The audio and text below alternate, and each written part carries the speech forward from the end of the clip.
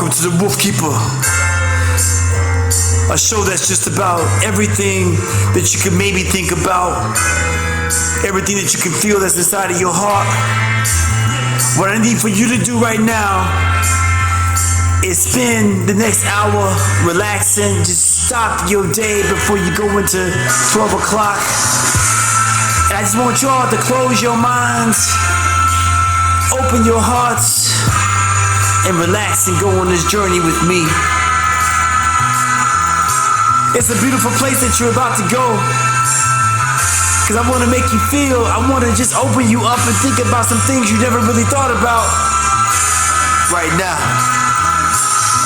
the Wolfkeeper. Come on. Good morning, y'all. Come on. It's the Wolfkeeper show. Get ready. Come on, let's go. Yeah. Woo. Yeah. It's the Wolfkeeper show. Your boy, Tricia Sanzoni. Yeah. Chanelly Nell. My boy Tyrone Scott somewhere rocking the Doogie Dogs. Denzel's in his house. Shacky Shack. And for all the people out there that love us, we love you back. Thank you all. Get ready for an amazing show with the Wolfkeeper. Get ready. Here we go.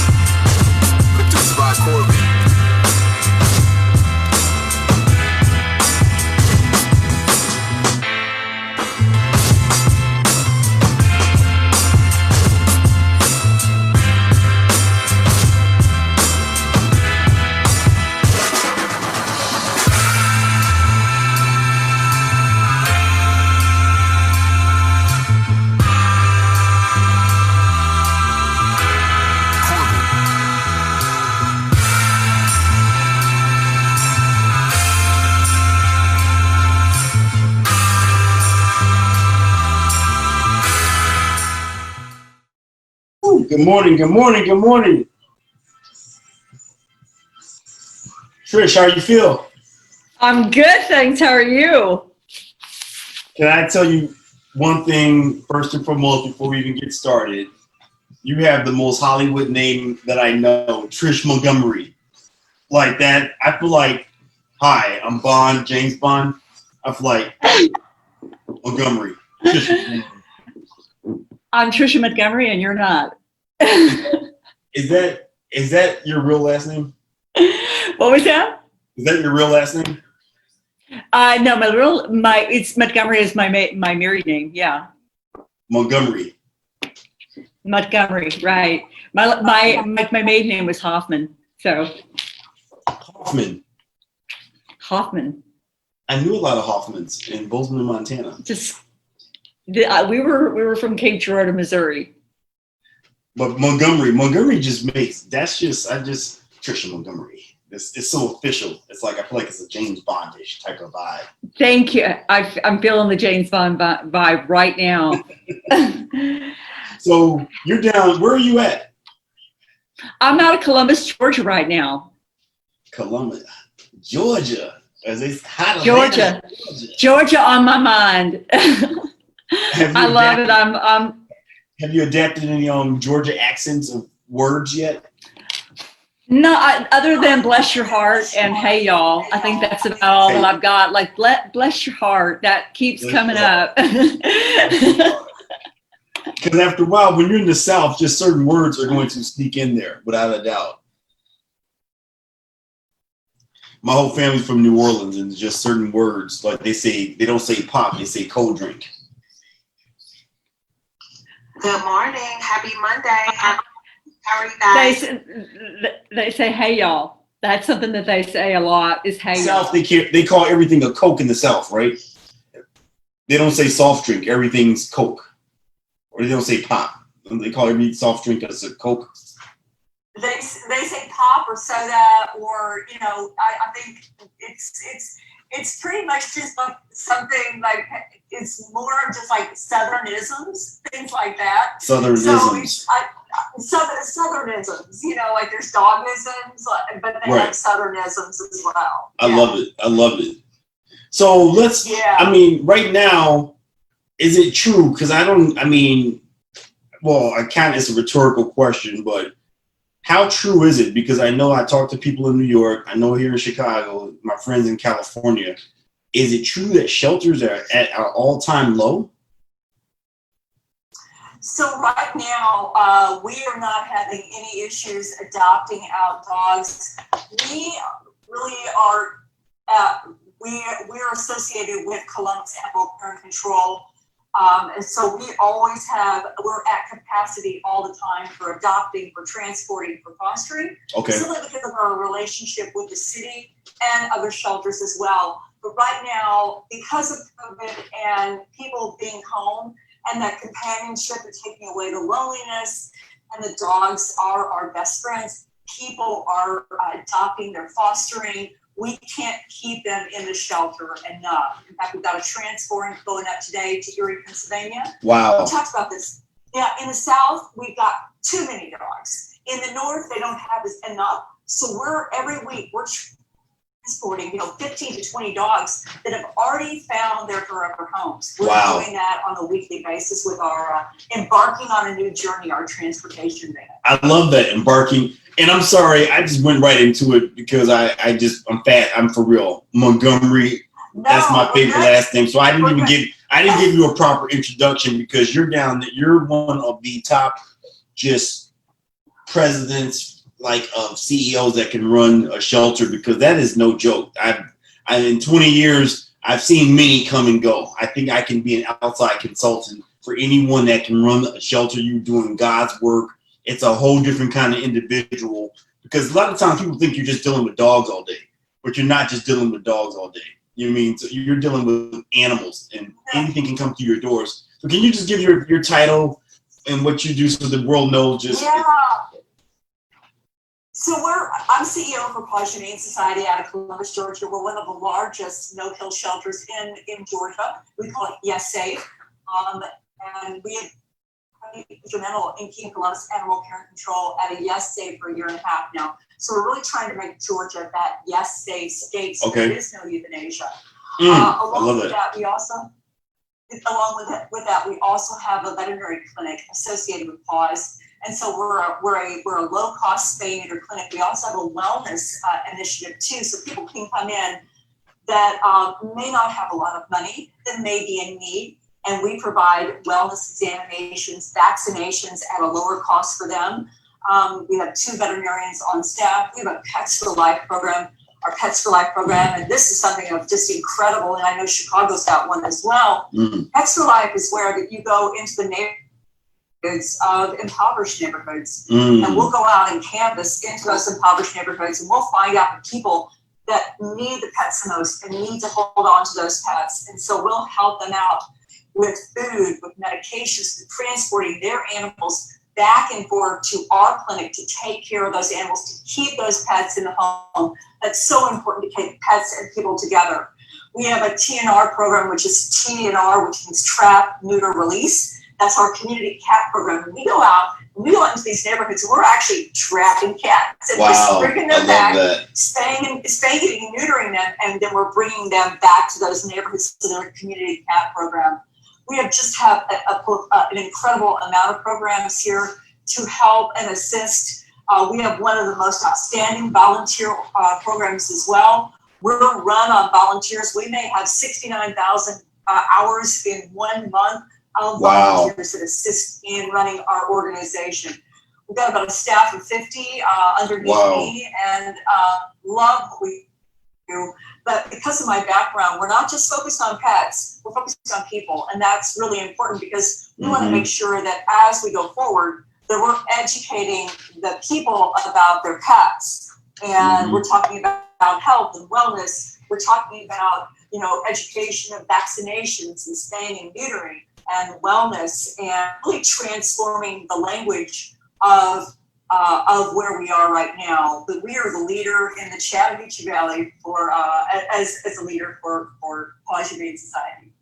Wow, and and as you're speaking, you're running this down, because people that don't know our industry, they don't know how rough and tough it is to be the general in front of that kind of army, because just on the volunteering by itself, because sometimes you might have people that want to do it, but not consistently. They're not there on the bad days. They're there on the good days. They only want to deal with the puppies. They don't want to deal with the aggressive dogs. They didn't know that a raccoon's going to come in. They didn't know that a squirrel was going to come in. They didn't know that a crying person that's super sad. I mean, there's a lot of stuff that you could do a TV show about working at animal care controls anywhere. How did you get to that point? Like, what's your background? When did you become into the doggy world? I've been in the doggy world since about 1991. So I first started with the Chicago Veterinary Medical Association as their public education director, and then as their executive director. And then I went on to start Canine Fit Club, was a programs and clubs for both people and dogs all across the nation. And have about 80 clubs across the nation operating independently, and from Canada to the U.S. to all across the nation.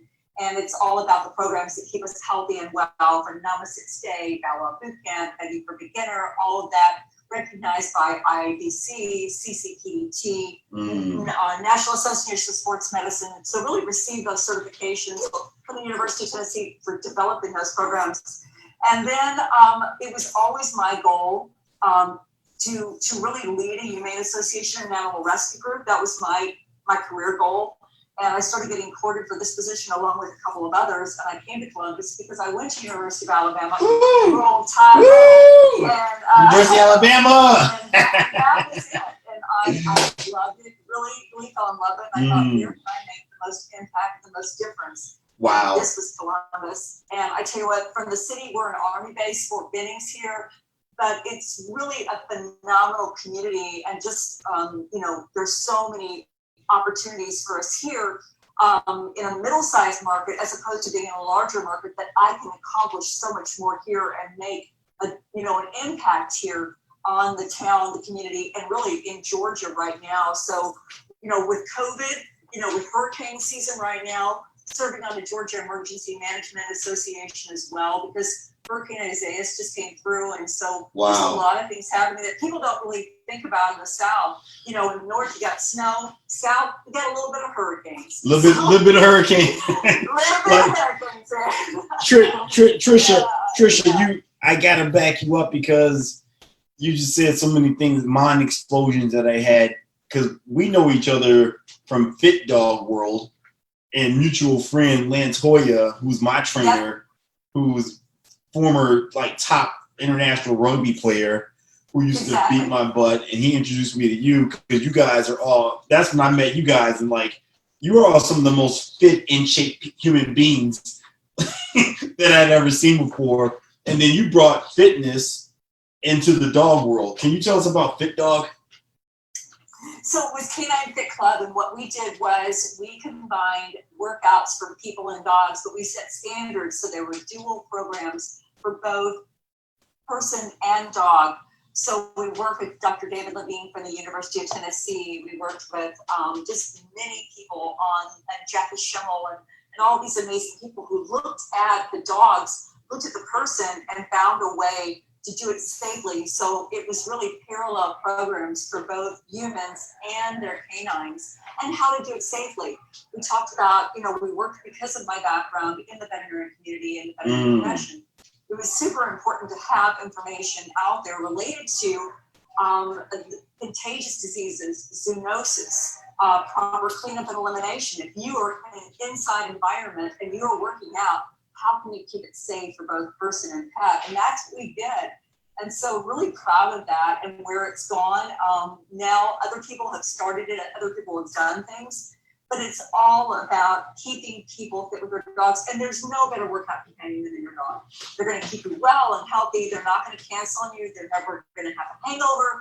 They're never going to go, oh man, I can't make it. You know, they're always waiting for you at that door with a leash in their mouth saying, let's get up, go get up and move, you know, get off your butt and work out your butt.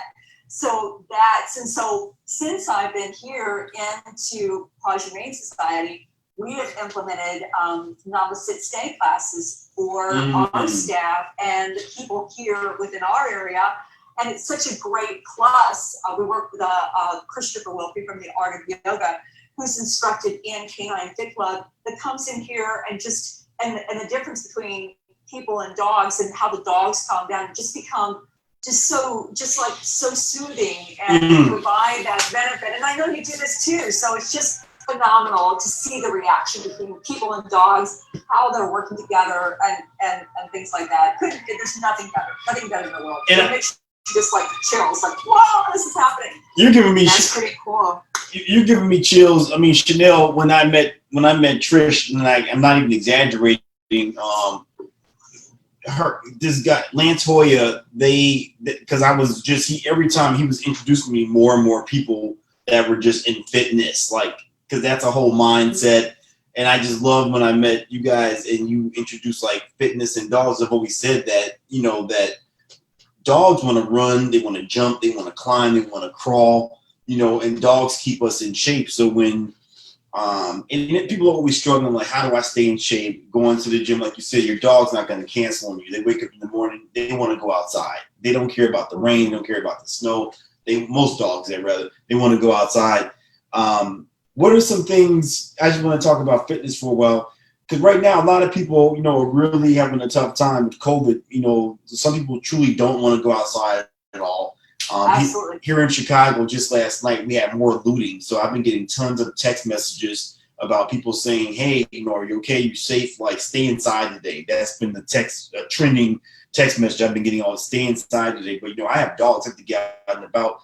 What are some things that people that could do inside to work out with their dogs if they just can't get out or in their yard? Absolutely. I mean, you could go into walking lunges, you can go into plank poses, you can go into, you know, canine crunches where you're coming up and you're giving your dog a kiss and you're going to side and doing oblique crunches. Anything that you do, you can incorporate your dog into. Just make sure the dog is, if it's hot outside, make sure they have plenty of water. Obviously, if you can, make sure you check with your veterinarian to make sure that they have plenty of water and not plenty of water, that they got the care that they need and they're okay to exercise. I think some veterinarians are even doing telehealth appointments right now, but getting them up and moving because they need that mental and physical stimulation right now. You've got to do that because just like us, I think during the pandemic, so many people just kind of not lost it, but just it was a question of all of a sudden our routines were disrupted. And the workouts that we enjoy, the things that we enjoy doing, we can't do that anymore. Or, you know, and some people still can't do it because the gyms are still closed. How do you do that? But doing things at your home right now, we're actually, Canine Fit Club is on Burnalong. It's an app, and you can follow along and you can do exercises with us online right now through the Burnalong app via Canine Fit Club. But it's at-home exercises. You know, you can squats, you can do crunches, you can do abs. You can do hop-alongs, you can do hop-overs, you can do side shuffles. There's so many things that you can do. You can take paper plates and move them. If you're somebody who can't exercise right now, and you may be challenged or in some way, or you may be in a chair or in a wheelchair, you can still do things with your dog by utilizing your arms and throwing a ball. You know, think about, you know, going in and playing fetch with your dog, things like that, reaching in and grabbing into the mailbox, things like that. There's all kinds of things if you get your brain working. And that's so important because you just mentioned dogs need that stimulation. They just can't be in, you know, sitting in the house doing nothing. So I love that, throwing the ball, even, putting the leash in your hand, going side to side with the leash in your hand. Exactly. Playing with the leash like a medicine exercise handball, filling the leash in your hand. You got to do something where you're interacting physically with the dog. Let me ask you this. So with COVID, we've seen, I want to just jump into like adoptions, because so many people that are adopting dogs for the first time, and tons of people are adopting shelter dogs. And I always tell people that's like adopting a child. You're not just adopting a dog, you're adopting whatever came with that dog prior to you having them. And you always have to assume the worst. I hate to be the spoiler, but I always tell people, you got to assume the worst. That this dog had a tough time prior to you. What are some things that a new adoptee should really think about before going out there and pulling the trigger on adopting a dog from a shelter? Well, it's about a relationship, and here at Paws Humane Society, we do such an incredible job creating that relationship. And because of COVID, it's actually allowed us to create a better relationship with that family. So we're making sure that we're matching the right family with the right dog. And so when you think about adopting a dog, you have to think about how much money do you have? Can you care for the pet? Can you provide the vaccinations? Yes. Does that dog have orthopedic issues? Is that dog going to need to be on an Apoquel and skin? Does he have dermatology issues? Does he have skin disorders? Trish, can I jump in there real fast? Could you just pause you real fast, because dogs aren't cheap, because a medical because Chanel, what did you have a Chanel? What medical bill did you have with Bentley? That came. It was like getting him a checkup. It was almost like $300, and we were in there all of like 10 minutes. I'm like, I could have done that, a little tap here, a little tap there, pulling on the leg. I'm like, $300 for just a checkup? No way. Trish, can you talk about, because sometimes people have sticker shock with the dogs, and especially now in COVID, at least here in Chicago, vets have increased the prices because it's all curbside, and they're limited in how many dogs they can see. So some of the prices have gone up. So can you talk about some of the sticker shock, because you're getting a brand new dog, some of the costs that are involved? All of the shots and everything. Yeah, that's expensive.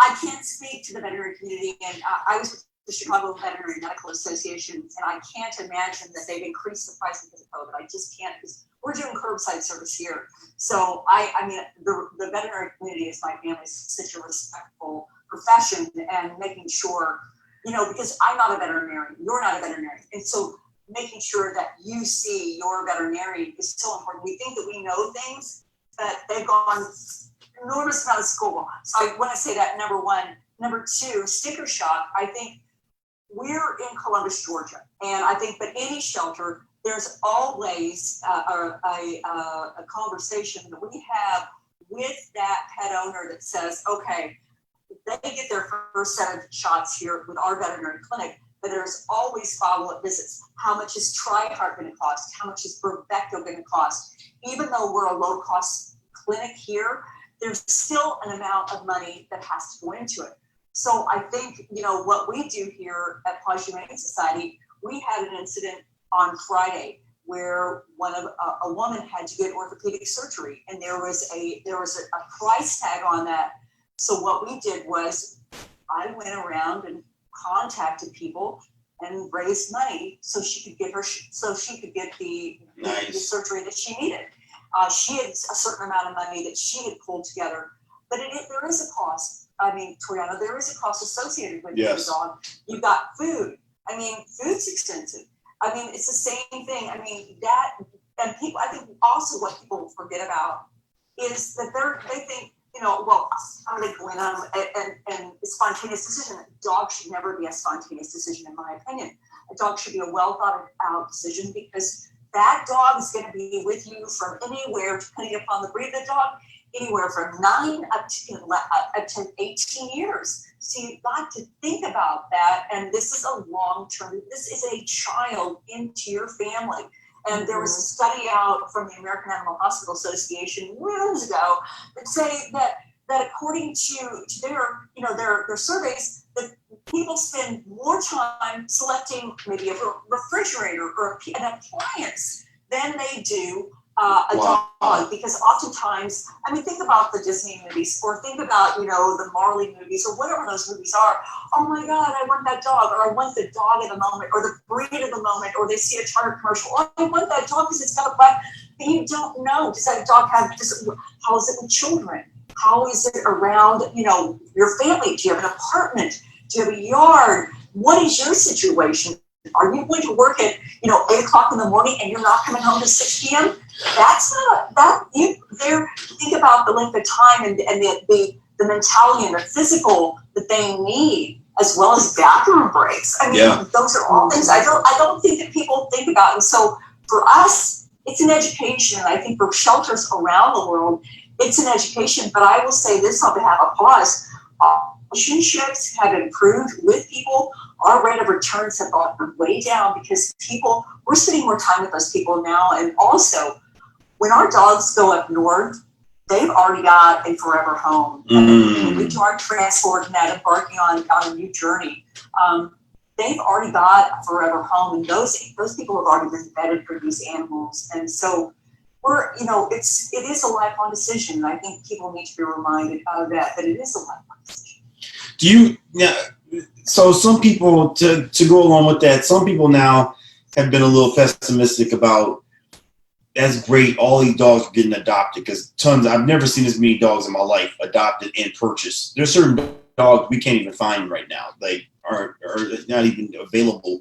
Do you think, and we can't, if you have in your crystal ball, do you see 2021 increasing with the adoption purchase rate, or do you see it flatlining out? I think dogs are becoming more trendy nowadays too. They're trending more. I would say if you look at any market watch, if you look at any entrepreneur, if you look at any kind of things such as stocks, things like that, pet industry in any perception, the pet industry has always gone up. It's never gone down. So they're actually predicting right now, according to Market Watch and some other, just like in Entrepreneur Magazine and some other, like in the New York Times, adoption is going to be up 4.4% next year. Wow! And the pet industry, if you look at some of those trends on point, Ron Coughlin had a great interview on CNBC, I think it was, and talked about pet spending right now is really at an all-time high, because I will tell you this, being here in this area, there are times that people cannot afford to put food in their own mouths, but they'll put food in their dogs' mouths. Yep. And that's where our dogs, because they're family and people don't have anything. And so they're doing everything that they can to make sure that their dog is cared for, that their dog is taken care of. And it's so phenomenal to see that right now, and having those animals in the home and staying in those homes as well. I love that, and I knew the answer to that. I just love hearing it, because right now, people are training their dogs more. People are realizing hey, this is a part of my family member, because they're at home, so they're staring at the dog all day now versus wake up in the morning, walk them, go to work, and come back. They know that dogs have to be better behaved for Zoom calls now, especially people that have corporate calls and that are on the phone all day. The dog can't be barking. They're realizing that, hey, this dog might have to protect me too, because unfortunately, crime is real. There was a wave of looting this early morning Chicago, looting all throughout the city. So your dog might have to protect you. Your dog might have to be there to comfort you in case you do get God forbid you get quarantined, but if you're stuck in your house because you found out you just got COVID, people are really leaning on their dogs right now. My question for you, to go back into that crystal ball, do you see people then getting to a point where, hey, this canine is actually now developing skills to search out COVID? Because I know that they want to use dogs for COVID, and we've used dogs for seizures and earthquakes and things of that nature. Looking in your crystal ball, because just real fast, dogs were super instrumental with 9/11. I think some people don't realize how instrumental dogs were for 9/11. With the searching out body, and Hurricane Katrina. Here's something that's bigger than any of those. Where do you see dogs fitting in with COVID specifically, as far as a new skill set?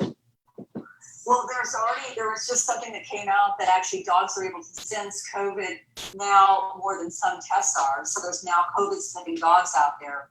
So it's an incredible study that was just done. And so they've done the actual research. So there are dogs out there that are able to detect COVID in people. So that just came out. I think that COVID, this pandemic, has brought out a sense of fear in people. I think that our dogs are acting more and more as comfort. I think that they're going to increase that. But I also think that eventually, first of all, we've never stopped. I have not taken a day off since December 2nd. Wow. So our job never stops because we're essential workers. But I will say that eventually people are going to go back to work. And I would say that dog is going to be an essential part of the workforce. And I would say from taking your dog to work more and more from the offices. Yes. I think you're going to be seeing that more and more. Yes. More than ever. And I think that now that the executives have been at home with their dogs and these C-suite, whatever it is, people they're realizing how much support their dogs provided to them. So you're going to see when things start to really open up. I'm hoping that it's going to be soon. That you're going to see more dogs part of the workforce because dogs, they're engaging us more. They're actually creating more social. We're getting more work done.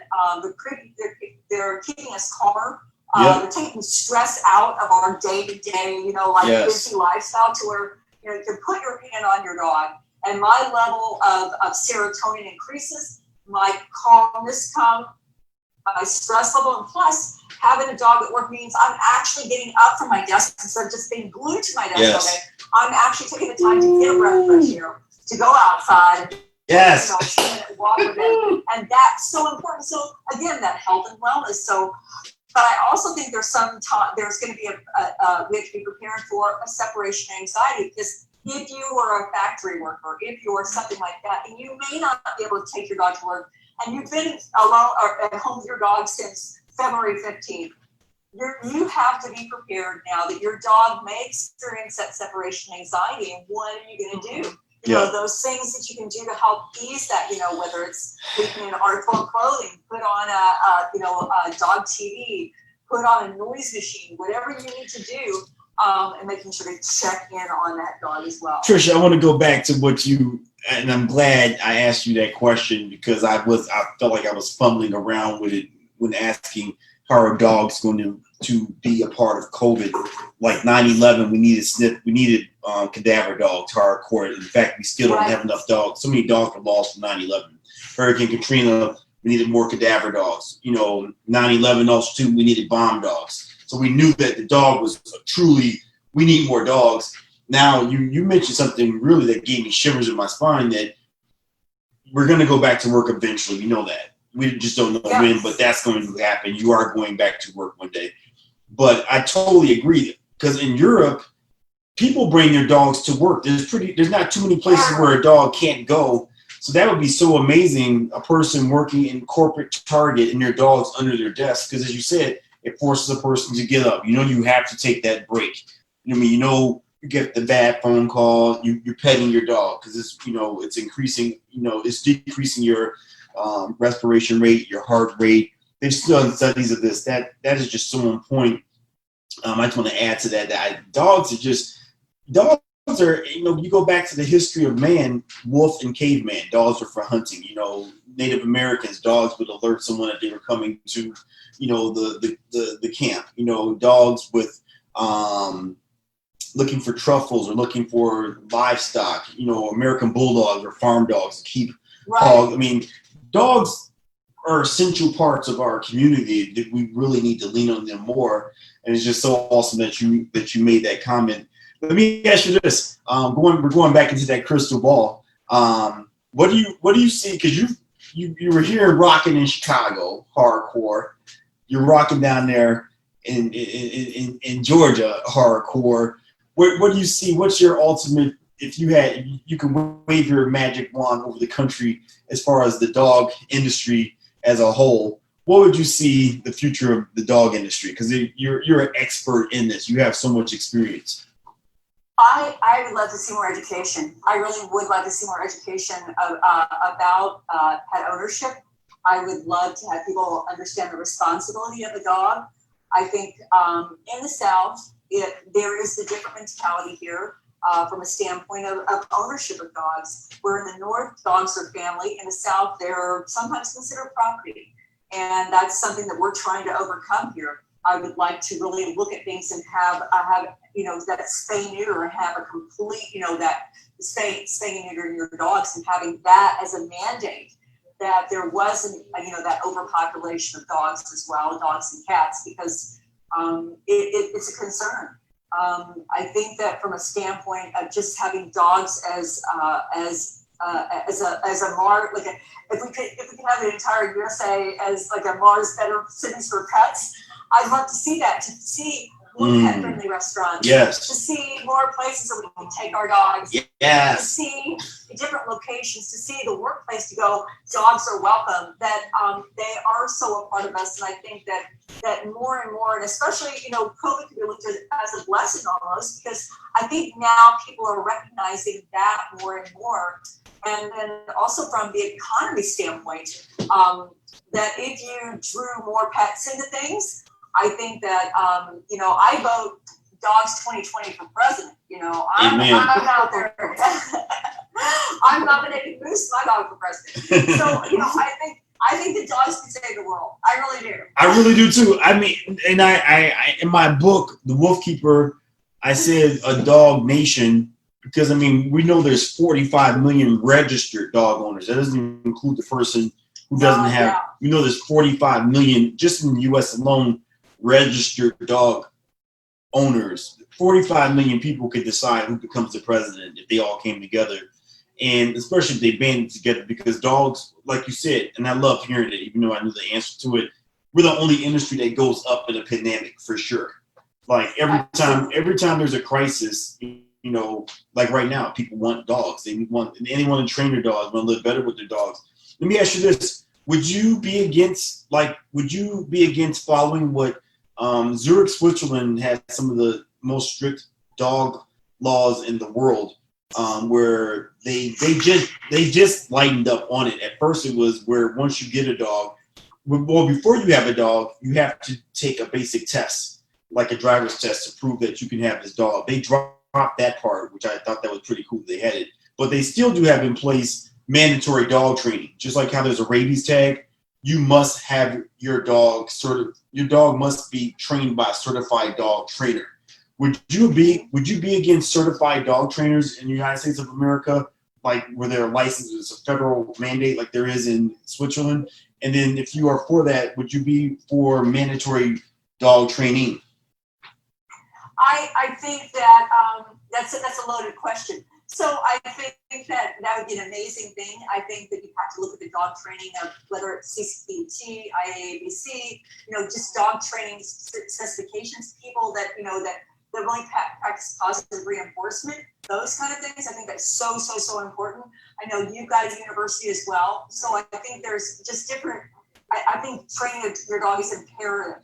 I think that in order to have a dog, it is a responsibility, just similar to our children. We potty train our children. We make sure that we're giving them the best guidance and wisdom that we can. We need to impart that on our dogs as well. And I think that if you could do that, that would be a beautiful thing. Absolutely. Would you be for federal law mandating dog training? I think that the onus would be on the owner itself. I think that it would be amazing if that could happen, Triano. But I think if I look at things that have federal mandates, I think sometimes that you'd want it to get done, but would it get done, and would people find? And the U.S., I think that if you look at right now what's going on with COVID and all the different states and all their different laws and all these different things, could you accomplish that? Would I support it? Absolutely. And I think that would be absolutely amazing to do, because it would be something that people were provided the proper knowledge. And I think that education is key. We go back to that education, that education is key. And I love that you keep bringing up education, because a lot of times people, they get a dog and they're like, I had a dog back when I was 5 years old. What more is there to know about owning a dog? You know, and I always tell people, my mom's a school teacher. There's certain things I don't know how to teach a 5-year-old how to read. I mean, I know there's techniques for that. There's techniques that usually they know developmentally where that 5-year-old should be. I know developmentally where that 8-week-old puppy should be. So I love that you keep reinforcing education. Now you're a dog mom, right? I am a dog mom. You're a dog mom of a bully breed. Can you talk, because there's so many people out there that have so many misconceptions of bully breeds. They have probably some of the worst PR out there of all dogs, and they're some of the sweetest dogs. In fact, you're more likely to get bit by the golden retriever or a small dog than I tell people in a bully breed. Statistic, when you look at the stats, they're just not reported all the time. What are some, because you own one, you live with one. I saw him earlier. He was playing in your office, hanging out, relaxing, and he's a big dog. He's an intimidating. You have a dog. You don't have a small. That's a for real dog, and he looks scary to someone that doesn't know the breed. What are some? Can you tell people some of the just misconceptions and just make people feel calm about why they should feel okay around that type of breed? Sure. You know, I go back to a statement that was made moons ago. It's the deed, not the breed. And that was something I believe in. I think Steve Dale talked about, and AKC. We mandated it at Chicago Veterinary Medical Association because if you about it, it is, you have to look at things from a standpoint of it's like interracial profiling. Let's just put that out there. Yeah. Because if you look at me and say, okay, she's got these characteristics because she's blonde and she's got, or whatever, you look at a pit bull and you're gonna automatically go, oh my gosh, he's gonna be mean, he's gonna bite me.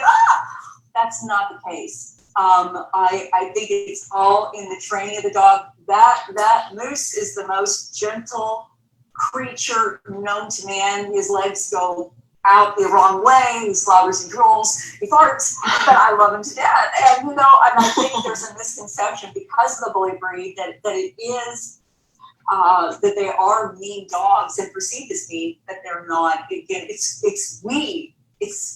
the owners or we who determine that inside them.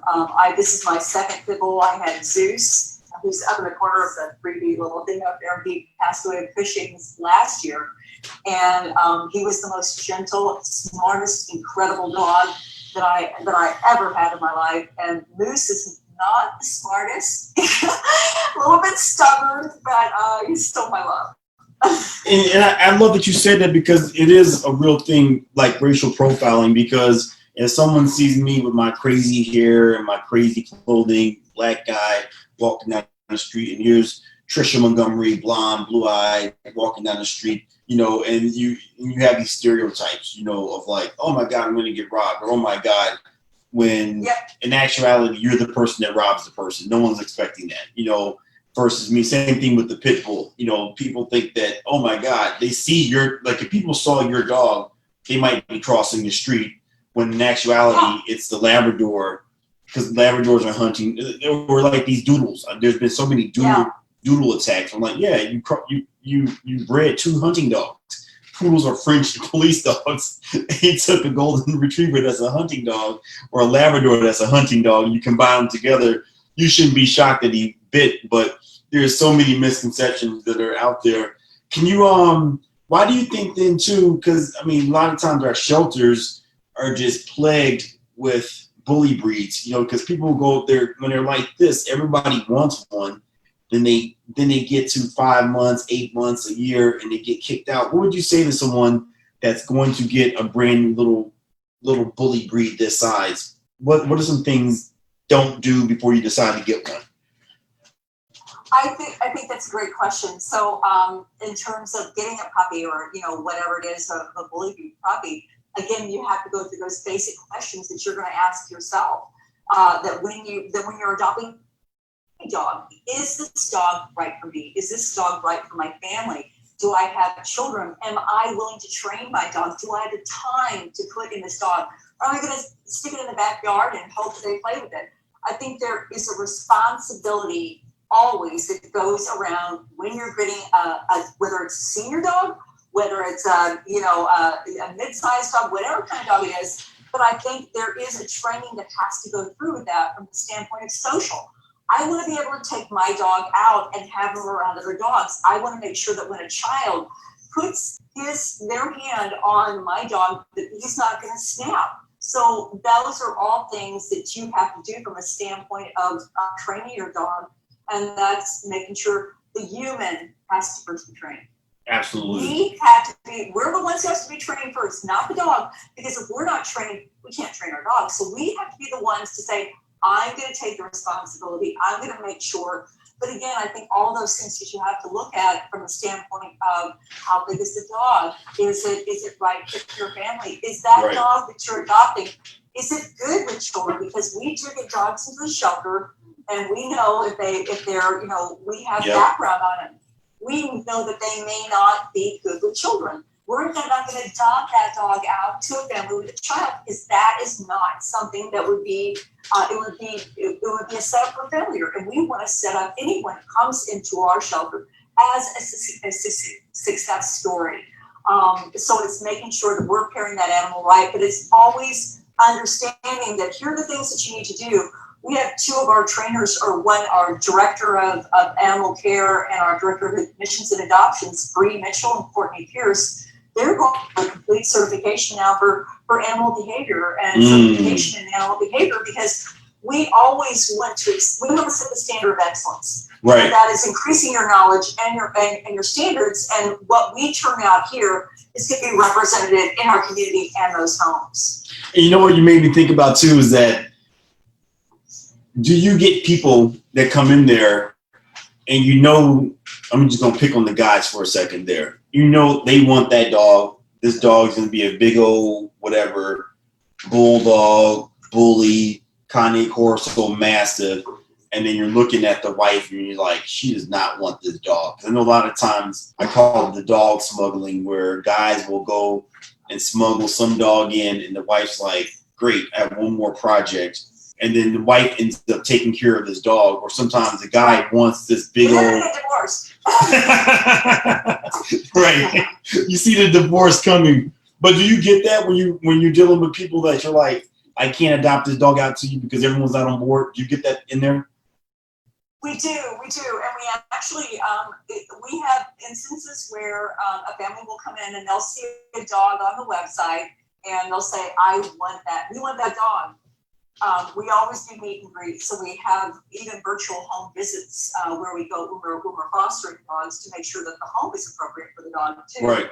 And so it's always very important that you meet with that family, because we will have times where that dog is not the right fit for the family, and you'll have to say to that, one of our adoptions counselors will have to say to them, this is not the right fit for you, but I've got Molly in the back, and let's look at Molly. And it's all in the education. Again, go back to education. So it's all in the education. So if I'm educating you on the reasons why this may not be the best fit for your dog, but hey, I've got another dog over here that's going to be the right fit, then that they understand. There are some people that may not ever get it because they have that heart set on that dog. But it's just really, you want to be able to pair the right family with the right pet. Is that just hard though? Is that hard chilling? Because I'm always we selectively breed, and that's why I don't even, until like I have the dog trained, ready to go, I wait a long time before I know for sure if this is a family. Because sometimes people they'll see the dog and they've already said, this is my dog, and they've already bought things for the dog, and it's not even their dog. I've seen that with breeders, I've seen it with shelters. I've seen people go online and already say, that's my dog, I don't care what anyone says, and then they're like completely wrecked when they're like, what do you mean, Miss Montgomery? I've already named him, I bought him a bed, I bought him toys. Have you gotten people that just been devastated because the adoption didn't work? What do you do? What do you do for that? You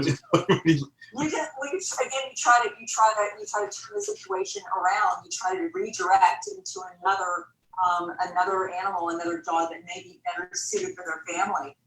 Because, you know, so with our shelter, we may have 5 applications on one dog, and we have to bring those applications and select the right family. Right. And so we're going to select the right family based upon the applications that we receive, and that's a commitment. And so we have to let them know that, you know, the dog's not available anymore, but we have another dog that you might be interested in. I mean, obviously everybody wants puppies, and the thing about it is, they don't realize, well, I've got that puppy's really super cute at 8 and 10 weeks, 12 weeks, whatever it is, 12 weeks. Oh my God, it's so cute.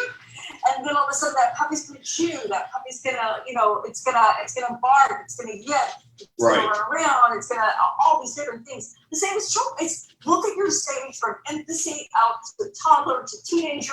Amen. It's the same thing. It's the same thing for our dogs, and people don't realize. They're like, "Oh, I'm gonna get a puppy," and everything's just gonna be like a walk in the park.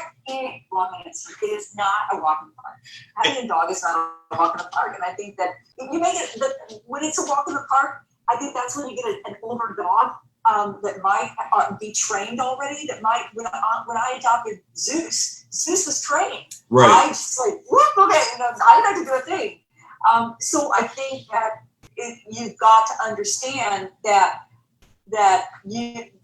it's, again, go back to the education. They've got to understand the reason why this dog may not be the best fit, but let's talk about another dog that might be right for your family. And then often if you explain it like that, we never adopt our dog also if all family members are not there. Like a mom just can't come in and go, oh, I'm just going to adopt this dog for my family. We want to make sure that those family members are all on site so everyone can experience that dog, because you might have somebody that comes in with a child, she may be 2 or 3, and every time, you know, that she approaches the dog, she screams. And we've had that happen before. That's going to promote the dog to be a little bit tense and nervous. And so, again, it's all in the education and making sure that you're working with the family and creating those relationships.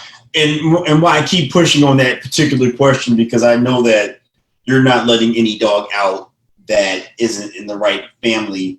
But with bearing that crown comes heavy responsibility, because I know people get super sad when they've already made up their mind. But you guys are in a unique situation because obviously you're not a breeder, because sometimes breeders, a lot of these dogs end up in the shelter because somebody wasn't responsible when they allowed the person to have the dog in the first place.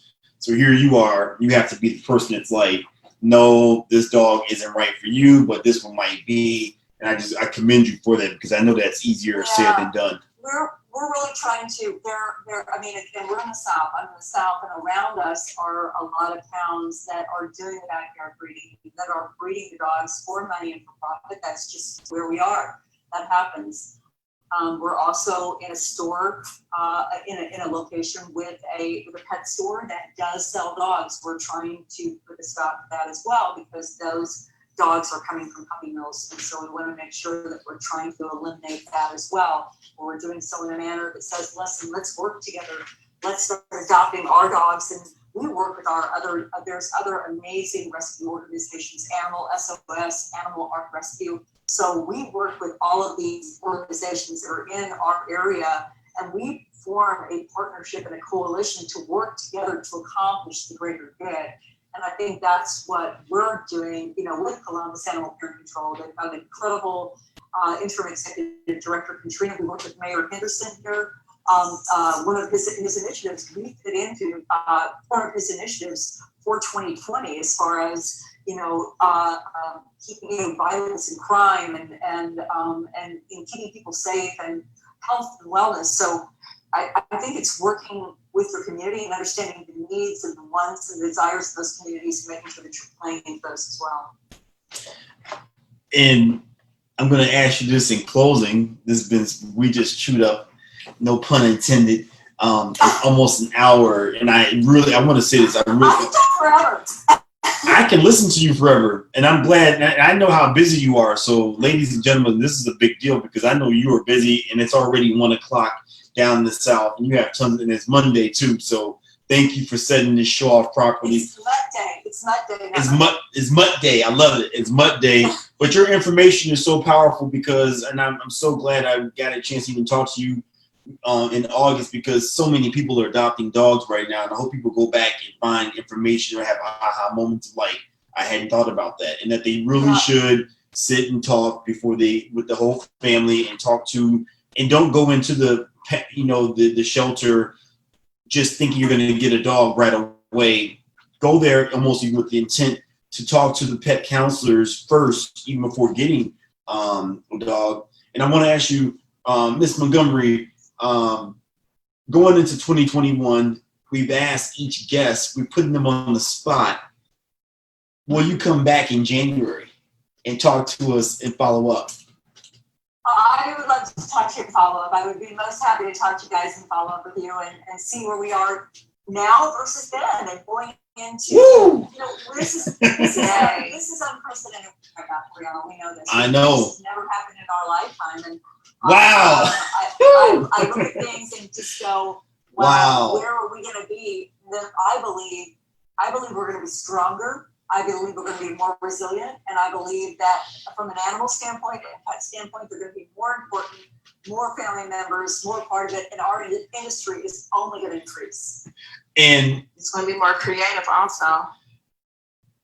Absolutely. Well, that's why I'm glad, because I'm bringing back all the August guests in the front of January, so we can look back at this interview in the January, because that's super exciting to see where we're going to be at the first of the year, because we have 5 more months to see what the animal, and that's the exciting thing, because the animal industry is really contributing, helping us get through COVID. Like, who would have, you and I knew that this day was coming for us to get off. January. Right.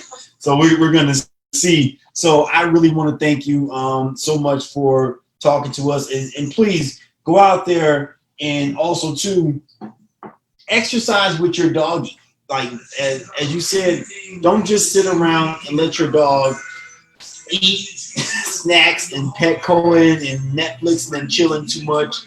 Get your dog out there. Tricia Montgomery, thank you so much. Kiss Atlanta for me. Tricia. We're not Atlanta. It's amazing to hear you, Toriana. Thank you for the opportunity. Thank you for all the energy. So when we get to Georgia, it's exciting. Again, we've got outstanding veterinary clinic. We've got a country like really big going up to those neighborhoods and as well. Safe Humane, that's great work. Being able to really just make sure you're keeping safe and Thank you all so much. I'm Toriano Sanzoni with my co-host Chanelli Nell, and for Rejoice and Love and the entire team. Remember, there's only one alpha dog, and that's you. Use your alpha dog energy and go out and love somebody. Peace and love. Thank y'all. Thank you so much, Tricia. Peace and love.